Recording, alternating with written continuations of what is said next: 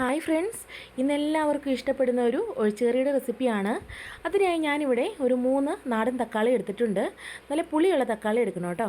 ഇനി അത് ചെറുതായി ഒന്ന് കട്ട് ചെയ്തെടുത്ത് ആവശ്യത്തിന് പച്ചമുളക് എടുക്കുക. ഞാനിവിടെ 6 7 പച്ചമുളക് എടുത്തിട്ടുണ്ട്. ഇനി നമുക്കിതൊന്ന് നന്നായി വേവിച്ചെടുക്കണം. അതിനായി ഞാനിവിടെ ഒരു പാൻ അടുപ്പത്ത് വെച്ച് അതിലേക്ക് നമ്മൾ അരിഞ്ഞു വെച്ചിട്ടുള്ള തക്കാളിയും പച്ചമുളകും ആവശ്യത്തിന് വെള്ളവും ഉപ്പും കൂടി ചേർത്ത് കൊടുത്ത് നന്നായി ഒന്ന് വേവിച്ചെടുക്കുന്നുണ്ട്. അതൊന്ന് വെന്ത് വരും വരെ നമുക്കൊന്ന് വെയിറ്റ് ചെയ്യാം. അപ്പോൾ നമുക്കതിനുള്ള അരപ്പൊന്ന് തയ്യാറാക്കാം.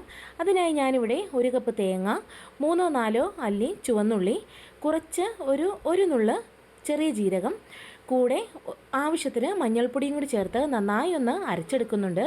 ഇനി നമുക്ക് വെന്തിരിക്കുന്ന തക്കാളിയിലേക്ക് ഇതൊന്ന് ഒഴിച്ചു കൊടുത്ത് ഒരു തിള വരുമ്പോൾ ഒന്ന് ഓഫ് ചെയ്ത് കൊടുക്കാം.